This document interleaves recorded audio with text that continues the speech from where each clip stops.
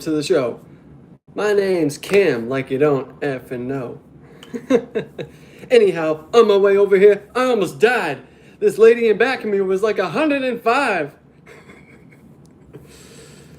She had me waiting at the light for an hour or more. Then she took her right into my side door.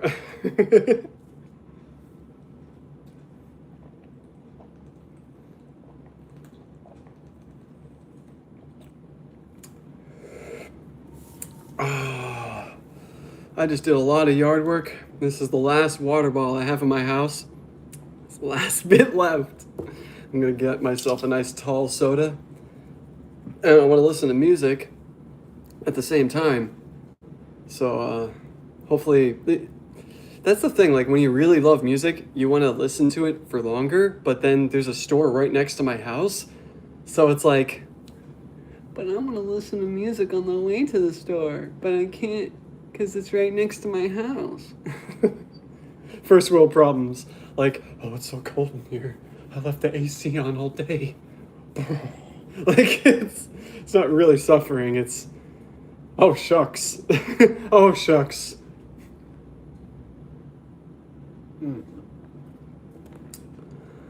Oh yeah, let's put on the glasses too, because I got some red going on today. Oh yeah. I love putting these on. It's almost relaxing. Makes me feel a little more badass. 9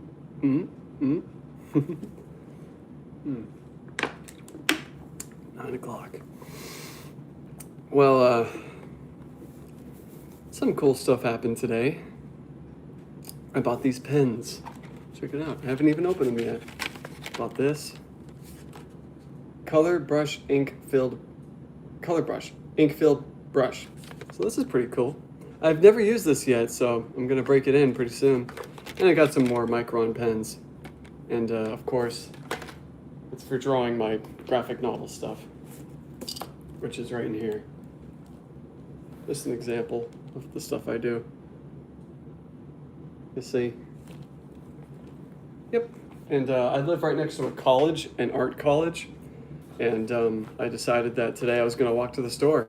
And it's like 10 minutes. And I'm thinking, all right, I'm going to go on a long walk to the art store. Wasn't even a long walk. I live in like a rural type area right off of like a main road where it's like a 4, like road 4, or like, you know what I mean? So that's that. And also, I'll tell you, the reason why I got this thing was because I watched the new PewDiePie video.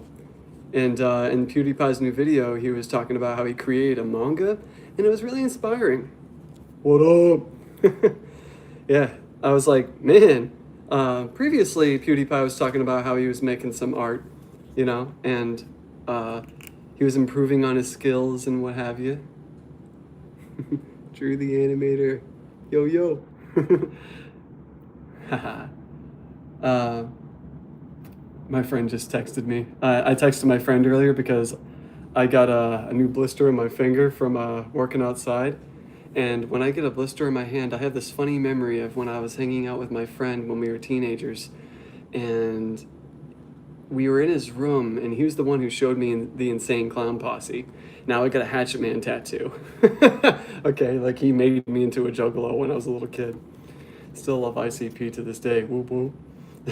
I got Fago bottles over here, actually, funny enough. Yeah, so we were in his room, and he asked his dad for like $5 or something because we were going to walk down to the store and get slushies, I think. And he said, what? You want money? Well, show me how many blisters you got on your hands. And it stuck with me all my life. I'm 34. We were teenagers. So it's like I remember that time where he was asking him about that. So I took a picture of my hand and I sent it to him. And I was like, hey, remember that time where we were hanging out and your dad asked you how many more blisters you have on your fingers in order to get money? And I'm like, you know what? Respect. That's a pretty awesome thing to say to your kid. Like, got your $5. Be like, do you have another blister on your fingers from all the hard work you've been doing? And then he was like, I think you got that blister from playing video games. Is that true? He was like, no, this is from outside. Remember, I did that one thing. And he's like,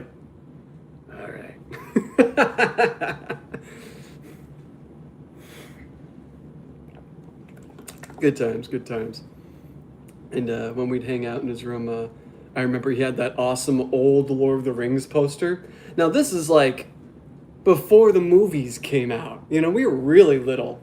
And maybe one movie came out, probably, The Fellowship of the Ring, or it may have gotten to the point where it was The Two Towers, perhaps, around that time period. And I remember he had a Lord of the Rings poster in his room, but like I remember he had it forever. Like so when I attribute it, I'm like, this poster was drawn before the movies, and he had it in his room around the time when the Lord of the Rings came out, and he was a reader. You know, so I like to imagine that he must have read the books previously, and his dad had a lot of books in his house too. You know what I'm saying? What up, y'all? Yeah, so I'm finally feeling better. You know, I was sick for a while, went outside, did all the yard work. Yeah! Did push-ups and stuff. And I was sick, so I was worried I was losing my strength, but I'm gaining it back. You know, I'm not thinking that my body's fully confident yet. I'm gaining the strength experience back. You know, you gotta be patient. Because the ultimate thing you learn as you get older is that you just naturally get more patient. It's beautiful. Like now that I'm 34, I know that things take a while. Things just take a while, man. And we immediately want to feel confident. I want to know that I'm good at this now. Or like, why is this not happening yet? It's because it takes experience. I know I mention this almost every live stream, but I feel like it's so important to understand. It's so important to understand that you need to be willing, and the willingness makes you feel more experienced, and then through the experience you gain confidence. And a lot of people don't necessarily understand that they have to gain experience first in order to be confident. And people will say, well, I wish I was more confident like whoever else, you know? But it's because they have experience. So don't be too hard on yourself. You have to be willing enough to gain the experience. And also you have to be patient with your own body, because you might not be at the full level, you know? So it's fine. It takes time. It takes time to get strong. But the cool thing about the human body is I haven't worked out in a while, but like I'm still good. I'm still good. I'm still feeling good. Mm-hmm. Yep. Oh yeah. Just hanging out. I gotta throw away stuff. I'm looking at gross bananas on my table. Let's see here. Oh, well, I might as well show something off if I'm just chilling here and no one's saying anything. Let's see. How about this? La la la da. La da da da. So I just finished this masterpiece. Right here. You see? I just finished this, which is awesome. And then this is what's going to happen next. It's going to be so sick. My son, shout out. Shout out. Mal Ytervig. Mal Ytervig. Mal Ytervig. Let's see. Yeah, so he's following this little girl character down this endless path, and darkness, and the stars are kind of reflecting off the water, and the pillars are kind of emerging here, right? And now they're huge pillars, and he's going to be walking up here, and this mountain is going to be emerging from the water. These are going to be all waterfalls, and the little girl character is going to be here, and he's making his way to the top. And I'm mad excited about what's going on in my story right now. Like, I think about it all day, every day. I'm just like, I can't wait till I get back to the drawing board. Oh, I can't wait. Like, tomorrow, I'm literally going to go to Dunkin' Donuts and draw for like 3 hours. And all the Dunkins in my area, they all know who I am, because I like to go out and eat in the morning and then draw. And then it's like 3 or 4 o'clock when I'm done. And then the rest of the day, I'm just like, whatever, dog. Because if I have my day off, that's how I like to spend my days off, just drawing all day. And I trained myself to not be a video game addict anymore. And I draw instead. You can do it too, dog. Except for Smash. That's a game I will never not say I'm not addicted to because I really am. Love Smash. I'll play Smash all day, every day. Add a quick question and answer if you were what? No. YouTube's like, ask people what you would be if you were a flavor. That's weird. Yeah, I could just show off my graphic novel stuff all day, but I want to keep it on the down low a little bit. You know what I'm saying? But I'll show off one more. Why not? I've already made a YouTube video about it, so I'll show one that I've already made a YouTube video about that people may have not seen yet. La la la la la. Oh, you know what? I'll show you this one. This is badass. This is a moment right before the main villain smites somebody in the story. So sick. His name is Slifer. Yes, it is influenced from Yu-Gi-Oh! Love the name Slifer, so I'm like, I want it. I want to put in mine. His name is Damon Slifer, and his original name is David Simmons. And he's a lich. He became possessed roughly in the 1920s. His father was a wealthy man who neglected him and favored his other sons, and while he was being neglected, he became obsessed with collecting dark magical objects, became possessed by almost like a Jumanji deal. Like he dug something up, or he went searching for this book, and the book where he was going to search, the book he was searching for, the house burned down, and the only thing remaining was the demonic book, right? And he had two guys with him, and he was like, "You guys wait here," and he went over and picks up the book, and he it like burns his hands or something. He's like, ah, and he's hurting himself trying to pick up this book. So the thing he does, I think, is he's gonna take off his jacket or something and pick it up with his jacket. So it's like he's not supposed to take it. Like it's an evil book, like Jumanji. Like don't open the Jumanji, don't play it. Same aspect with him, except with this, it's like a possessed evil book, right? So he takes it with him, and he goes back to his house, and they're celebrating one of his brother's birthdays in the father's mansion, and he's just so spiteful and mad at his parents and whatever, or his evil father. And they're like, cheers to my fabulous son who's going to be inheriting all of my money and my businesses. Oh, look, it's my misfit crappy son. And everyone points and laughs at him for being a weirdo. And at that point, he basically sells his soul to the demon in the book, becomes this evil guy, and now all that's left of his body is his skull. So his phylactery, I think it's called. So if his skull gets crushed, then he's eliminated forever. And he animates his body from his skull. Badass. All right, so that's the story of Slifer there for you. And when I was finishing up this drawing or working on it, a man came up to me and complimented on the drawing as I was working on it. I was like, thank you, sir. Thank you very much. I was in Starbucks that day. Starbucks is evil. Evil. Oh, that's not evil. I just prefer Dunkin' Donuts. Excuse me. Oh yeah, I'll show you something cool too. This is kind of cool. My mom went on a trip to see my sister who lives in another state. And she gave me a cool gift. This is a cool gift. My sister lives in another state, and she still identifies me with the stuff I liked when I was a teenager because she was my sister, you know? And it's not like I'm as obsessed with things when I was young, but she thought of me and bought me a gift. I thanked her. Thank you, that's a really nice thing to do. And she gave me this. Pretty cool, right? And I guess it was in clearance at a FYE. It's like a map of Halloween Town. Badass, right?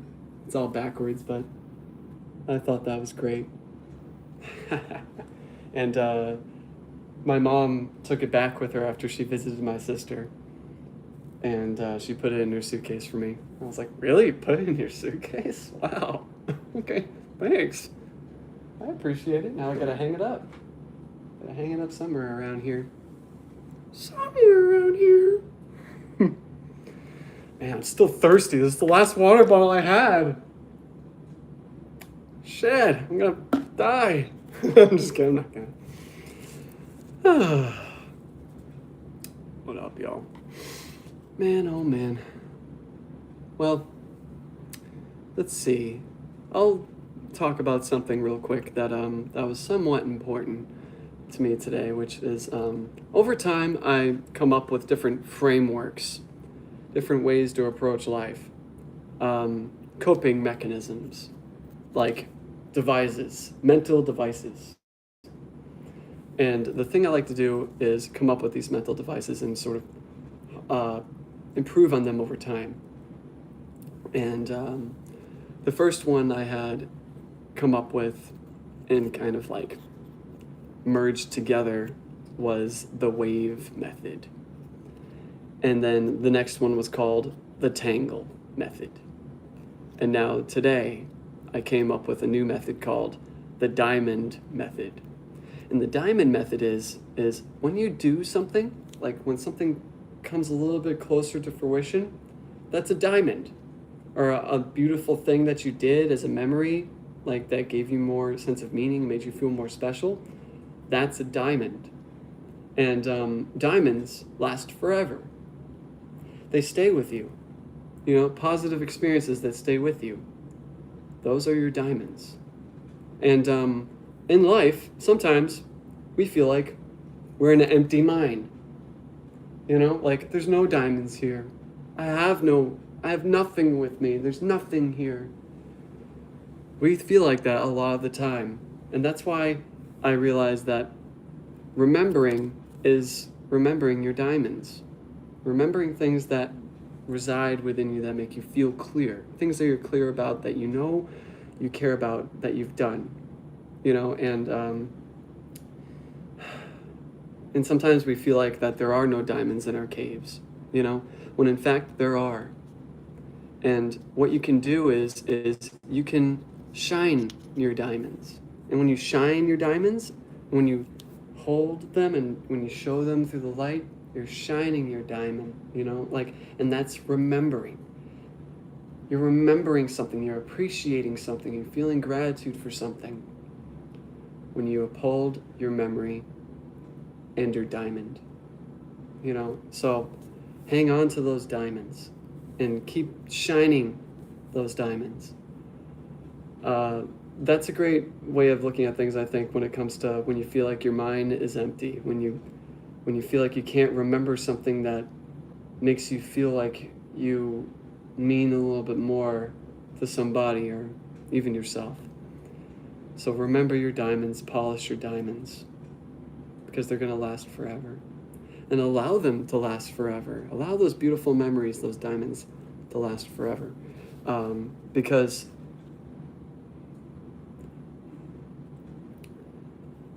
there's a great analogy that I can attribute to this. There's two analogies that kind of birthed this method, the diamond method, which is, there's a great book called The Alchemist. You may have read it, may or may not have read it, but The Alchemist is really a really cool book. There's a scene in the book where the main character, who's a young boy, started working for a crystal glass shop owner. He was always shining his glasses in his crystal glass shop.